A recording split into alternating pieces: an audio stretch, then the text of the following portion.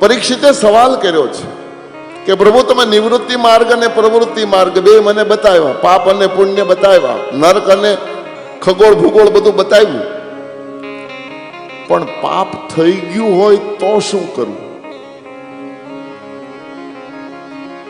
બહુ સુંદર જવાબ સુખદેવજી આપે છે કે રાજા, પાપ માણસ કરે ક્યાં સુધી? જ્યાં સુધી અજ્ઞાન હોય ત્યાં સુધી. અજ્ઞાની જીવો જ પાપ કરી શકે. જેવું મને તમને સમજણ આવી જાય, જ્ઞાન એટલે સમજણ, સાચી સમજણ આવે એનું નામ જ્ઞાન. જ્ઞાન થાય એટલે માણસ ઓટોમેટિક પાપ કરતો અટકે. પણ પાપ થઈ ગયું હોય તો એ પાપનું પ્રાયશ્ચિત કરી લેવું. બહુ સુંદર સિદ્ધાંત અહીંયા બતાવ્યો સુખદેવજીએ કે જાણતા અજાણતા કોઈ પણ અવસ્થામાં પાપ થવું સંભવ છે. પાપોહમ પાપ કર્માહમ પાપાત્મા પાપ સંભવ ત્રાહિમામ પુંડરીકાક્ષ સર્વ પાપ હરો હરિ. તો એના માટે પ્રાયશ્ચિતનું વિધાન બતાવ્યું છે. પણ પ્રાયશ્ચિતનો અવકાશ ઈશ્વર મને તમને એક જ વખત આપે છે. ગમે તેવું ઘોર પાપ થઈ જાય કોઈ વાંધો નહીં, ભગવાનના શરણે તમે સ્વીકારી લો, ભગવાનની આગળ જઈ અને ગુના ગણાવી દો. અને પોતાના મોઢે જેટલા ગુના ભગવાનની સામે ગવાય એટલા ગુના પરમાત્મા મારા ને તમારા માફ કરી દે. કચ્છની ધરતીનો કાળોડો નાગ જેસલ,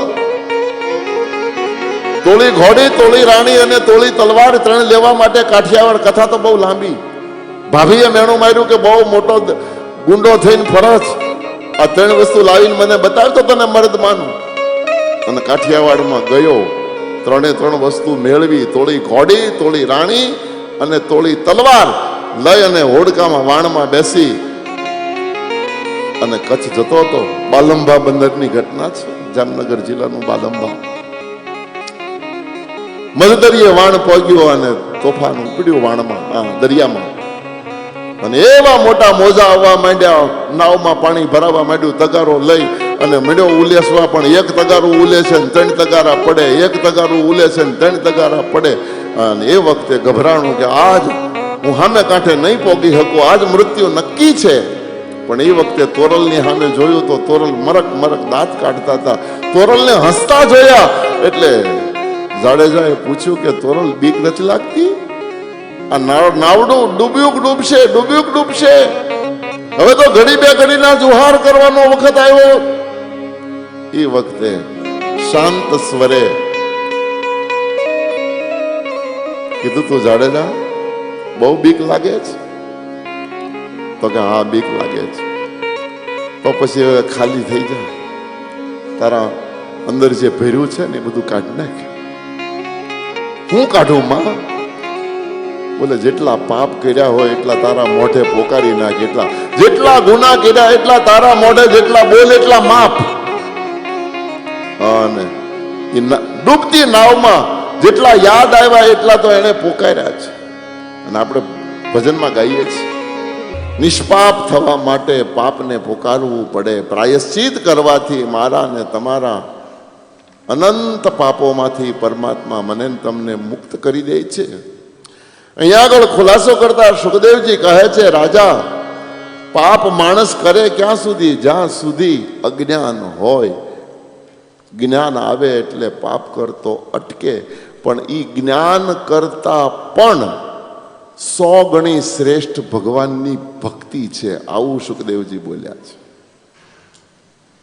જ્ઞાન છે ને એ સાબુ છે અને ભક્તિ એ પાણી છે. એકલો સાબુ આ સંસારમાં મારા ને તમારા મેલને નહીં ધોઈ શકે. મેલને ધોવા માટે પાણી જોઈએ. એકલું જ્ઞાન શુષ્ક છે, કહેવાનો મતલબ. છેલ્લે આખી વાતને ફેરવી ફેરવીને સુખદેવજીએ કીધું કે જે રામ રામ જપે ને એ બધા પાપમાંથી મુક્ત થઈ જાય. બસ ભગવાનનું નામ મને ને તમને તારે તારે ને ઉલટા નામ. વાલ્મીકીએ તો ઉલટો જપ્યા છે, મરા મરા મરા. ઉલટા જપો તો પણ મારો નાથ. અને આપણે બધા ખેડૂત, ખેતી કરવા જઈએ, વાવણી કરવા, ત્યારે વાવણીમાં બીના મોઢા જોઈને નથી વાવતા, મુઠ્ઠી વાળીને વાવી આવી. પછી બી ઊંધું પડે, આડું પડે, ઊભું પડે, પણ એનો કોંટો તો ઉપર જ ઉગે. નહીતર ઊંધું પીડ્યું હોય તો તે અંદર ઉગવું જોઈએ ને. નહીં, કોઈ બીજ ભલે ગમે તે બાજુ, પણ એનો કોંટો તો બહાર જ આવે. એમ ભગવાનનું નામ તમે કોઈ પણ અવસ્થામાં લ્યો. અત્યારે લોકો આપણને બધાને બહુ બીવડાવે કે આપણે અપરસ કહેવાય, ના તો અપવિત્ર કહેવાય, ના તો નહીં, ભગવાનનું નામ જ મહાન છે. જે મિનિટે લ્યો એ જ વખતે આપણને તારી દે.